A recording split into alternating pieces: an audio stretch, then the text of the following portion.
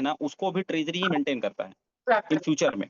ठीक है। Second, staking and bonding, यानी जितने भी हम ट्रांजेक्शन फीस जो यहाँ पे जनरेट हो रहा है, ठीक है, स्वेप और ट्रांसफर पे जब स्वेप करते हैं तो ट्रांजेक्शन जनरेट होता है ना, उसका भी एक ट्रेजरी से ही कुछ ना कुछ मूवमेंट रहता है।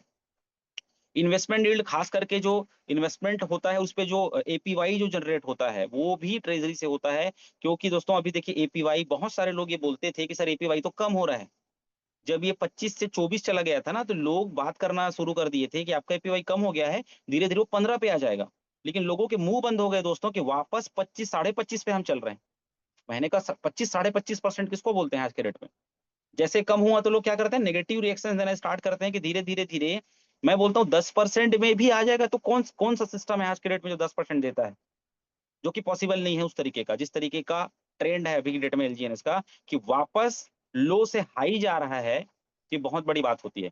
तो इस तरीके से दोस्तों ये सिस्टम पूरा काम करता है, आपकी स्टेकिंग रिवार्ड एपीवाई को जनरेट करता है, लिक्विडिटी में सपोर्ट करता है ट्रेजरी आपका। ठीक है।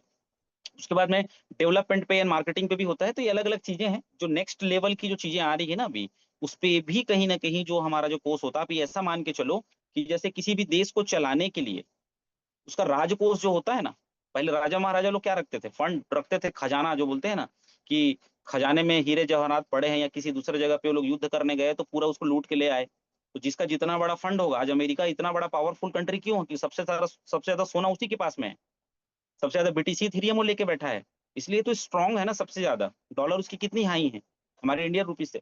तो ट्रेजरी बहुत बड़ा चीज होता है और उस सिस्टम पे ओरिजिन काम कर रहा है दोस्तों। तो आप समझ सकते हैं कि आपने जिस जगह पे अपना पैसा लगाया है वो कितना सेफ हैंड में है, जिसको समझना पड़ेगा। और मैं फिर से बोलूंगा कि सिर्फ और सिर्फ इन्वेस्टर बन के अगर आप यहाँ पे सिर्फ रेट को देखते रहेंगे ना, तो बिलीव पावर नहीं बढ़ेगा। नॉलेज एक ऐसी चीज है जो आपके बिलीव को बहुत बढ़ाएगा, बहुत बढ़ाएगा। आप अब ये बोल सकते हैं कि सर नॉलेज कहाँ से लेके आऊं, तो उसका एक ही फार्मूला जो मेरे को समझ में आता है, सुबह 8 से 9 दुनिया के सभी काम को साइड कर दो और आके सीखो। क्योंकि यहाँ पे जो लोग सिखा रहे हैं वो फ्री में सिखा रहे हैं, मुझे लगता है इसकी तो फीस होनी चाहिए।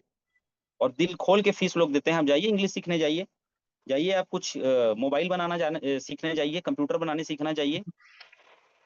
पूरा का पूरा ये ट्रेडिंग जो शेयर मार्केट, स्टॉक एक्सचेंज है, फॉरेक्स है, यहाँ पे लाखों रुपए फीस लेकर के लोग जो है वो सीख रहे हैं चीजों को।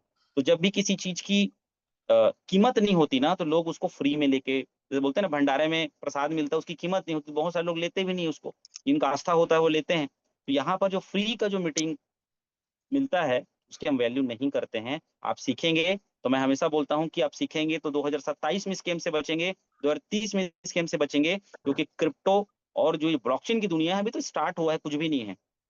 सब लोग इसके लपेटे में आएंगे और यही एक चीज ऐसा रह जाएगा जहां पे लोग पैसा बनाएंगे, कमाएंगे नहीं। तो चीजें हैं, तो हमको सीखना पड़ेगा। आगे दोस्तों तो एक बहुत